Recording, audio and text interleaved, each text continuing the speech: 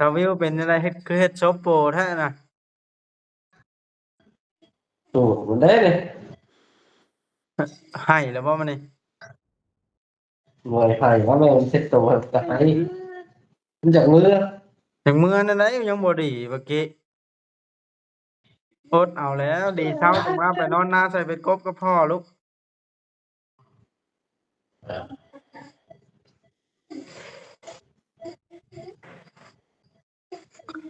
แม่เพิ่นไปใช้มื้อนี้ lông kho hồng lắm เอ่อเป็นเป็นได้อาการเพิ่นไข้เลยบ่ตามที่เบิ่งนะอ้าวđó đây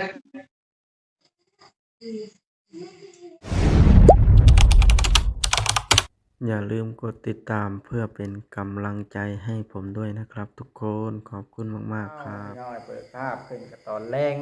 เดี๋ยวนี้ก็2 ทุ่มแล้วพี่น้องเอ้ยทางเฮาก็สิได้มาโทรหาน้องวิวหรือว่าสร้างเวียงนั่นแหละเนาะโทรถามอาการเพิ่นก่อนก่อนอื่นก็ทักทายสบายดีเด้อเนาะสบายดีพ่อแม่พี่น้อง FC เบิดสุขุสู่คนนำกันพี่น้องเอ้ยเนาะตอนนี้ก็ทางครอบครัวหรือว่าวัดตระกูลเฮาเลยเบิดไอ้น้องเฮา3ไอ้น้องเพิ่นอยู่นำกันกำลังเจอมรสุมพี่น้องอาการไอพี่น้อง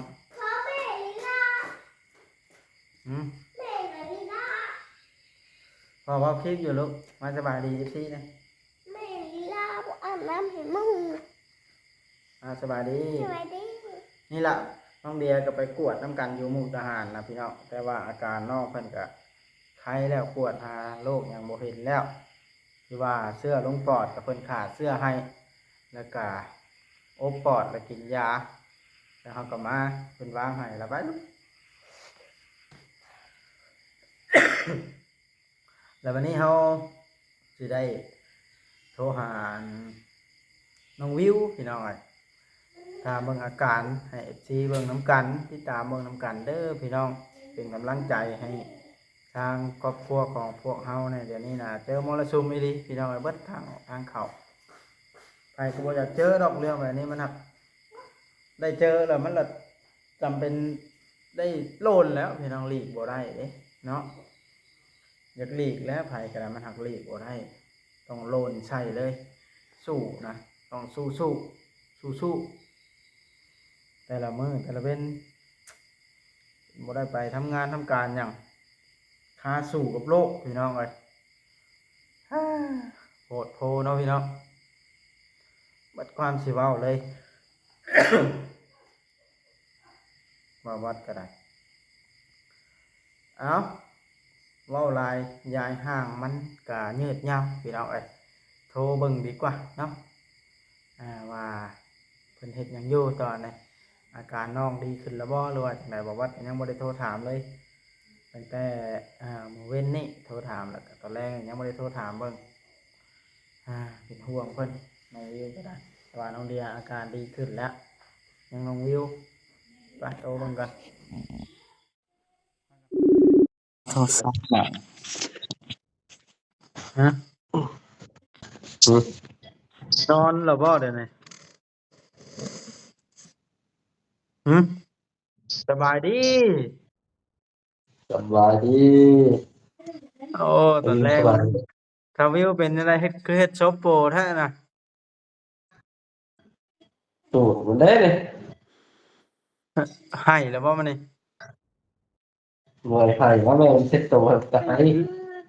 giận mưa ถึงมื้อนั้นได้ยังบ่ดีเมื่อกี้อดเอาแล้วดีเช้าจังมาไปนอนนาใส่เป็ดกบกับพ่อลูก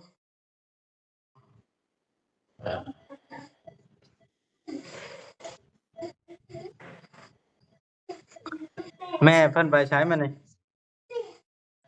lông kho hồng lắm เอ่อเป็นเป็นได้อาการเพิ่นไข้เลยบ่ตามที่เบิ่งนะ อ้าวแล้วมาเลย ไอ้บาด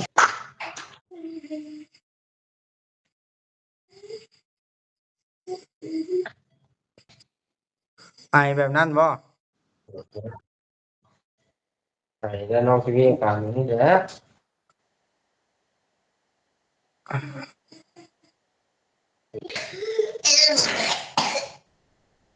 หมดแล้ว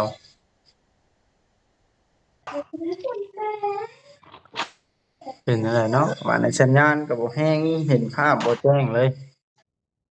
เดี๋ยวเห็นนะเดี๋ยวจะอ่อนเรื่อยๆก็ไปอาบน้ำเลย ลูกอีกเห็นฮะ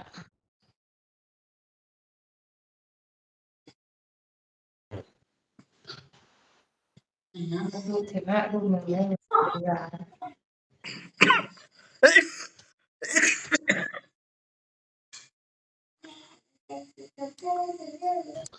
เป็นอะไรมันไอมันไอดูบ่หรือว่าใด ลูกจมูกแล้วขึ้นสิเปลี่ยนท่อออกซิเจนตัวน้อยใส่ ฮะบ่ลุงเวียง เออ น้องวิว โอ้ย เพิ่นไอดูบ่ บ่รู้เพิ่นสิเปลี่ยนท่อออกซิเจนให้แล้วเพิ่นสิเปลี่ยนเป็นท่อตัวน้อยตัวเบาสุดลองเบิ่ง เอ อา อ การน้องดีส่ำใดนะ อ่าแต่ว่า จิ้มเลยว่าน านๆทีไอบ่หรือว่าใดโอ้ยเมื่อยสัญญาณเลยพี่น้อง จะบ เอ้ อย กคนนั้น ถือว่าหันแห้งได้นี่หมอวิวนี่เนาะวิวโอ้ยสัญญาณตัดไปแล้วพี่น้องเอ้ย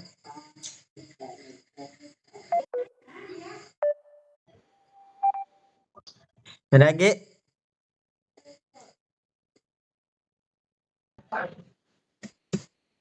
อ้าวน้องเบียร์สบายดีแล้ว Ready? Are you content? ถามไอ้วิวด้วย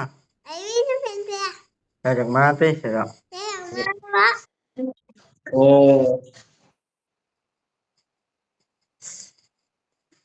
ได้จากมาบ่ Yeah, Mama. ไอ้วิวเอ้ย Eh.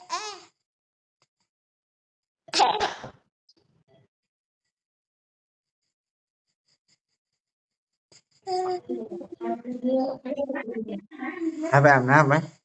เดินนะสัญญาณบ่มีวิวเอ้ยสิเฮ็ดคลิปก็จักสิเฮ็ดไปได้ นี่ครับ มันบ่ได้ยิน โอเคเนาะเพิ่นสิว่าเพิ่นยังอยู่ มุมเนี่ย โอเคโอ ถูก เค ถึง การน้องดีขึ้นแล้วตามเบิ่งเลยมันอยู่เปลี่ยนนั่นแหล้ว จิ้มเลยเนาะ โอเคอ้อยก็ได้ยิน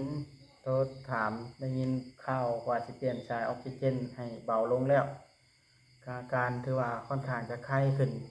หลายเติบแล้วล่ะเนาะน้องวิวเพิ่นก็ได้ถือว่า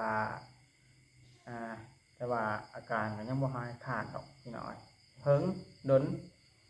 เพิ่นยังไอ มานี่ก็มาแต่ครับน้องทูกับความมาลูกบาโอลีนะพี่น้องไออันนั้นก็โอ้ยบาโอลีเพิ่นก็ได้เอายามาหลายอันหลายอย่างอยู่พี่น้องเอ้ยหลายสิ่งหลายอันมาขาเสื้อด้านเสื้อมาให้คนแถวบ่ได้ใกล้กินคนในเฮือนในชานแหละด้านเสื้อว่าซั่นเสื้อไอนี่แหละบ่เข้าใจคือกันเนาะหมอวัดเนี่ย จำเป็นโรคอย่างที่ยังบ่ทันรู้จักอยู่ไอก็ไอแต่แท้พี่น้องเอ้ยคนหลายลูกบอกว่าก็ยังไออยู่น้องเดียก็แต่ว่ากินยาเพิ่นวางมาให้นั่นแหละก็ไข้แน่เนาะเอาโอเคเด้อพี่น้องคลิปนี้ก็ได้มื้ออื่นพุ่นละสิโทรหาถามอาการใหม่เพราะว่ามื้อนี้ก็มันดึกแล้วพี่น้องสิอัพคลิปให้ FC เบิ่งอาการน้องวิวนํกันเนาะเอาใจช่วยสู้ๆพี่น้องเอ้ยบ่วัดก็มีลูกชายพี่น้องลูกชายก็ไออยู่แต่ว่ากินยาที่ว่าเอามาจากฝั่งไทยแล้วเอายาน้องเดียแล้วมากินน้ำกันสองไอ้น้องเพราะว่าคนมันท่อกันเด้เนาะ แล้วก็ไข้ถือว่าไข้ลงเบิดยาจักจะไปซื้อใส่บาทนะพี่น้องเอ้ยเอาโอเคเด้อพี่น้องเด้อเนาะฝากติดตามเป็นกำลังใจกดไลค์กดแชร์ให้หน่อยเด้อทางครอบครัวทางเฮากะตอนนี้กำลังเจอมรสุมมาลีพี่น้องเอ้ยสบายดีเด้อเนาะ